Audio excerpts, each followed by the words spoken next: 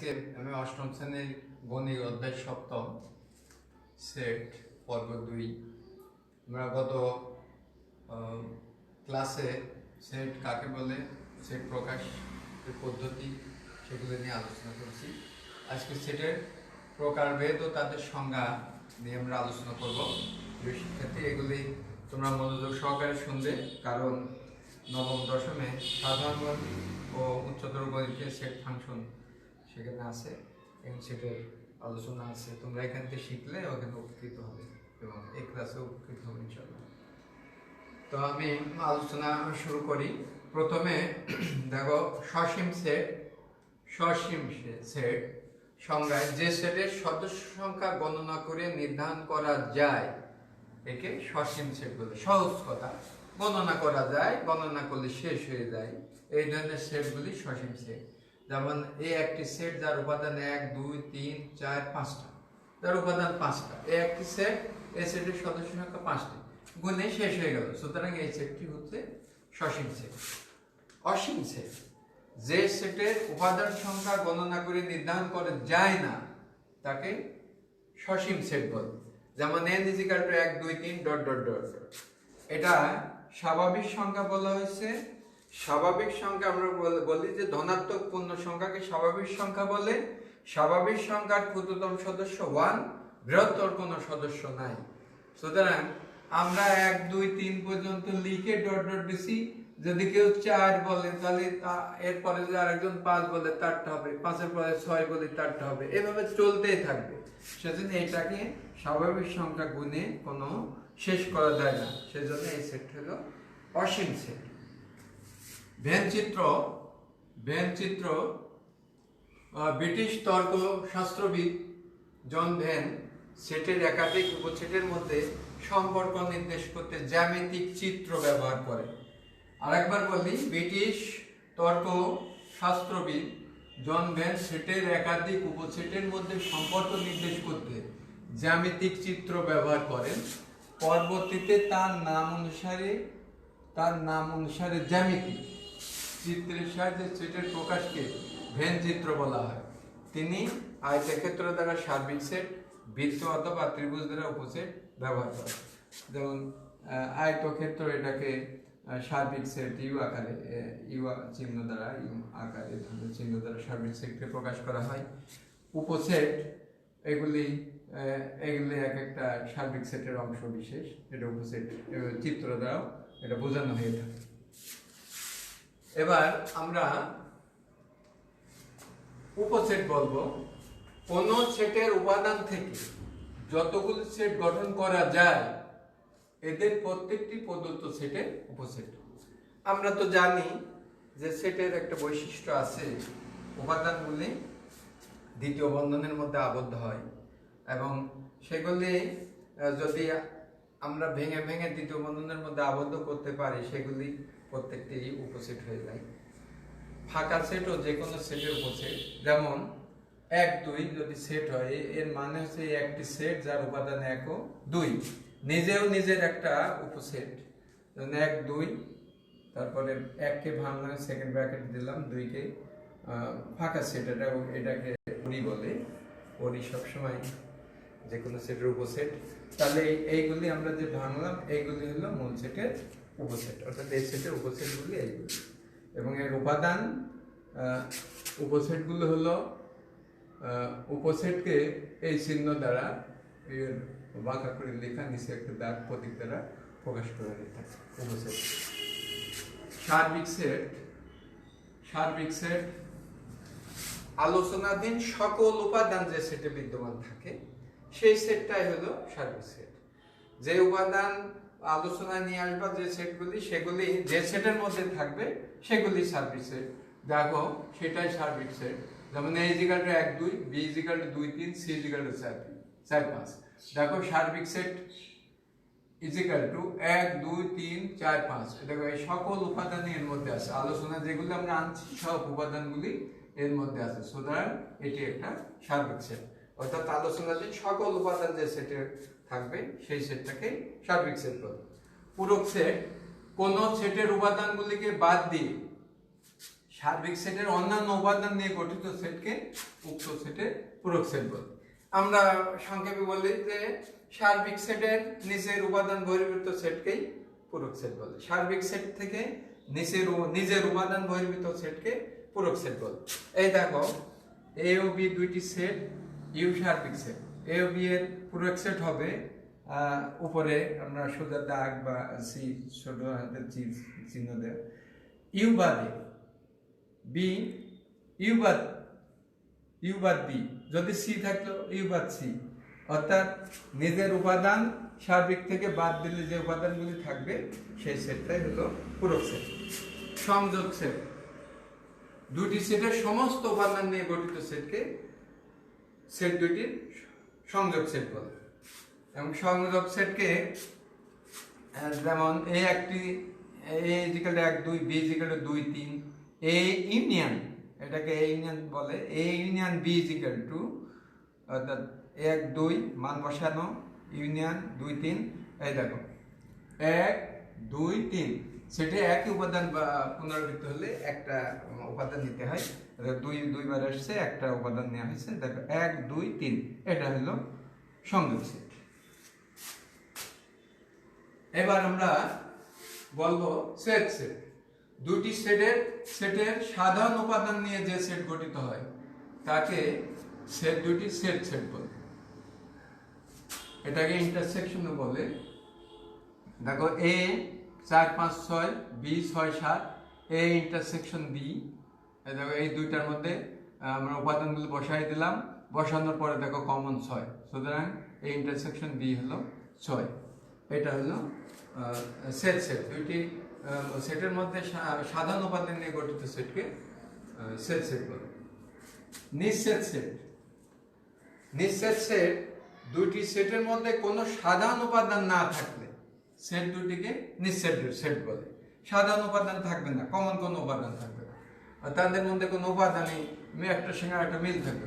এই দেখো A is equal to 1 2 3, B is equal to X Y Z, A পরস্পর নিঃসেট সেট, এর সঙ্গে বির উপাদানের কোনো সংযোগ নাই। দুটি নিঃসেট সেট হবে যদি A intersection B is equal to, অর্থাৎ কমন কোনো উপাদান থাকবে না, অর্থাৎ এটা ফাঁকা সেট করি, এই ফাঁকা সেট থাকবে, থাকলে তারা হলো পরস্পর নিঃসেট সেট, অর্থাৎ কমন সেট থাকবে না।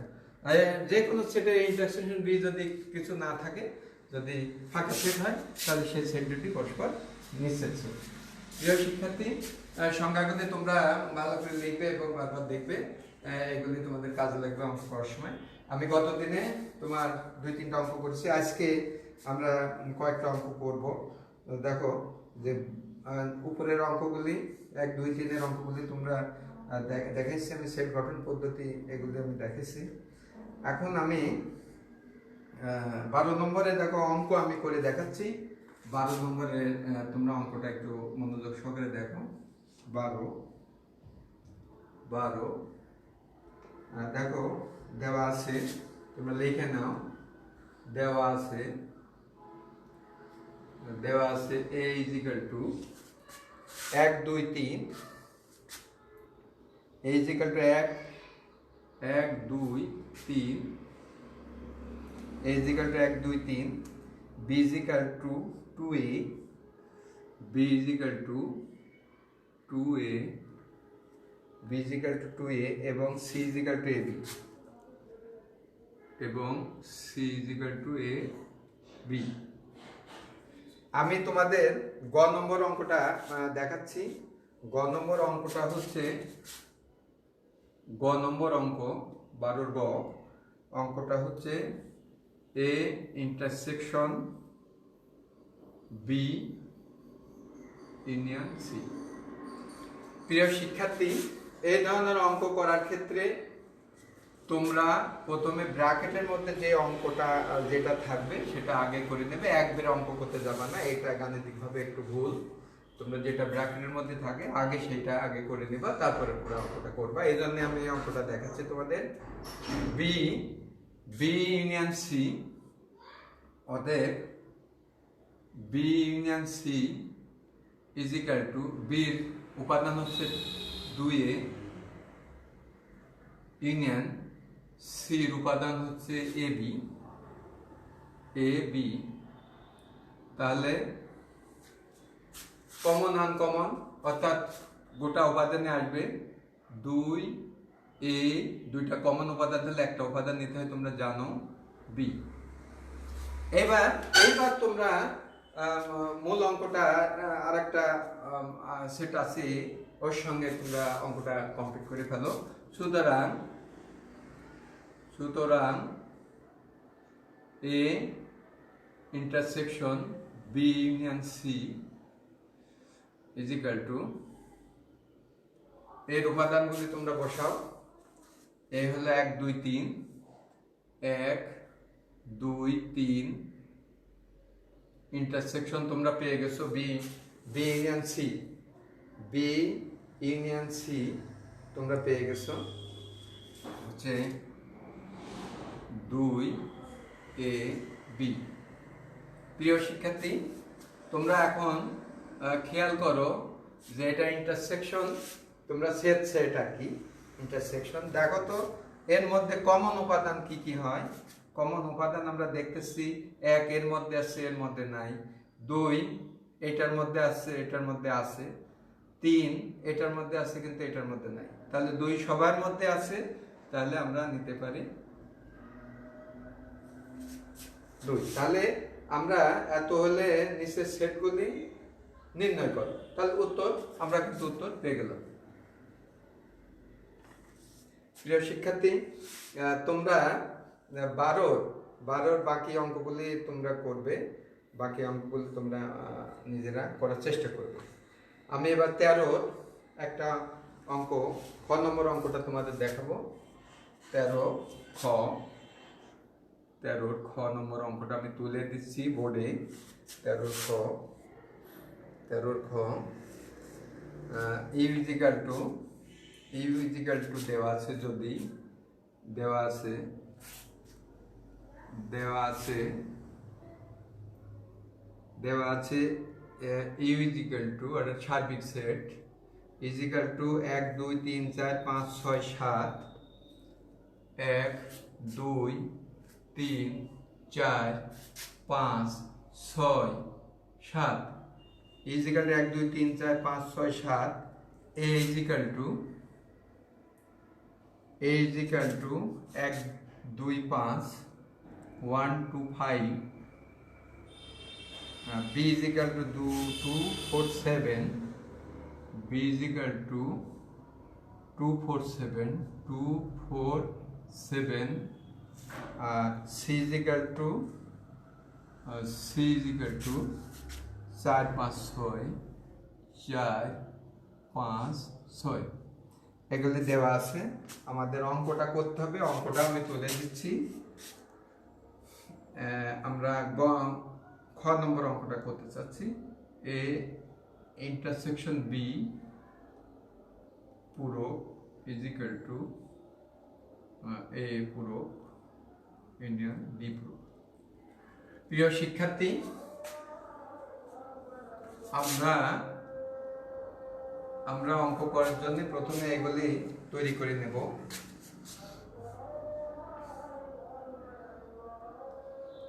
এ ইউনিয়ন বি ইজিক্যাল টু, এর উপাদানগুলি লেখো, তোমরা লেখো। 1 3 1 2 5 1 2 5,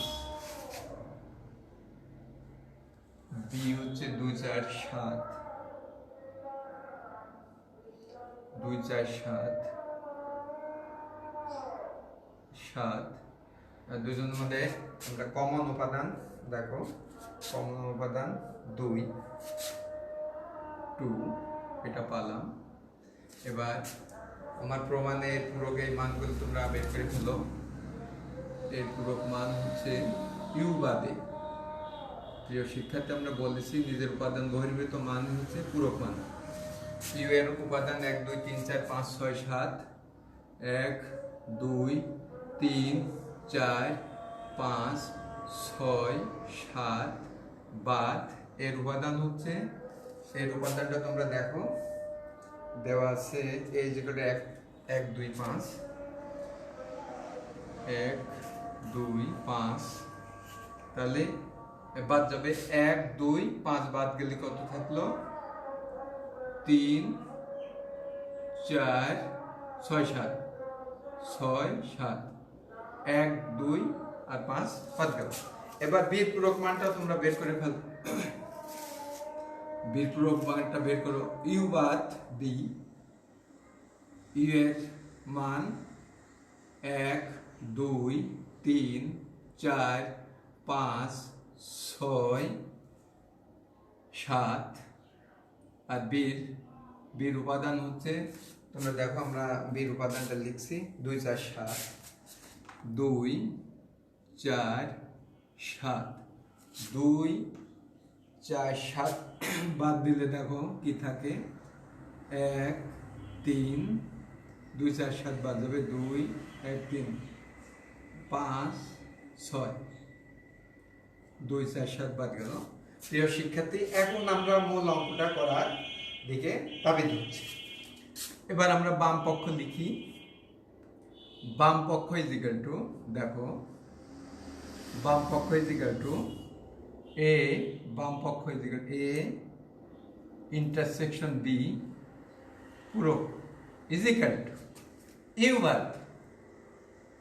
ইউ বার অর্থাৎ সার্বিক বার এ ইন্টারসেকশন বি, অর্থাৎ সার্বিক থেকে নিজের উপাদান বাদ দিলে তার পূরক মান পাওয়া যায়। তাহলে এবার আমরা ইউ হচ্ছে 1 2 3 4 5 6 7 বাদ দিয়ে দিলাম। এই ইন্টারসেকশন দিয়ে তোমরা পাইছো কত, শুধু 2। তাহলে এখানে থাকলো 1 3 4 5 6 7। এবার ডান পক্ষ আমরা করি। ডান পক্ষ ইজ ইকুয়াল টু, ডান পক্ষ আমাদের অঙ্কটা ডান পক্ষ হচ্ছে এ পূরক বি পূরকের ইউনিয়ন। এ পূরকের মানটা আমরা পেয়ে গেছি কত, দেখো 3 4 6 7 3 4 6 7 ইউনিয়ন বি পূরক মান কত পাইছি 1 3 5 6। তাহলে দেখো এটা কমন আনকমন সকল উপাদান নিয়ে, তাহলে আমরা এখানে সাজায় লিখতে পারি 1 2 নাই, শুধু আর সবই আছে 1 3 4 5 6 7। প্রিয় শিক্ষার্থী, তোমরা দেখো যে বাম পক্ষ 1 3 4 5 6 7, ডান পক্ষ 1 3 4 5 6 7। তাহলে আমরা বলতে পারি বাম পক্ষ সমান ডান পক্ষ। অর্থাৎ যদি দেখানোর কথা বললে দেখানো লিখবা, আর প্রমাণের কথা বললে তোমরা প্রমাণ সম্পর্ক যাচাই করা হলো বা দেখানো হলো। অর্থাৎ অঙ্কটা তুলে তোমরা এটা বলে দিতে পারবা এটা, অর্থাৎ এত সমান এত দেখানো হলো বা যাচাই করা হলো। প্রিয় শিক্ষার্থী, অঙ্কগুলি তোমরা প্র্যাকটিস করবা। আগামী ক্লাসে আমি সৃজনশীল অঙ্কগুলি দেখাবো তোমাদের। আবার আমি পুনরাবৃত্তি করে বলি যে সেট কাকে বলে, সেট প্রকাশের পদ্ধতি, সেগুলি সংজ্ঞা লিখে দিচ্ছি এবং প্রয়োজনীয় সেটগুলি আমি সংজ্ঞা আজকে লিখে দিলাম। আমি 12 এবং 13 থেকে 2টা অঙ্ক করে দিলাম। পরবর্তী ক্লাসে আমি আশা করছি সৃজনশীল অঙ্ক তোমাদের করে দেবো ইনশাল্লাহ। এগুলি ভালো করে করবা। 9 এর সাধারণ গণিত, উচ্চতর গণিত এগুলি আছে, পরবর্তীতে তোমরা এটা ভালো করে শিখলে এটা নিয়ে উপকৃত হবা। আজকের মধ্যে এখানে সমাপ্তি ঘোষণা করতেছি। সুস্থ থাকো, ভালো থাকো, খোদা হাফেজ।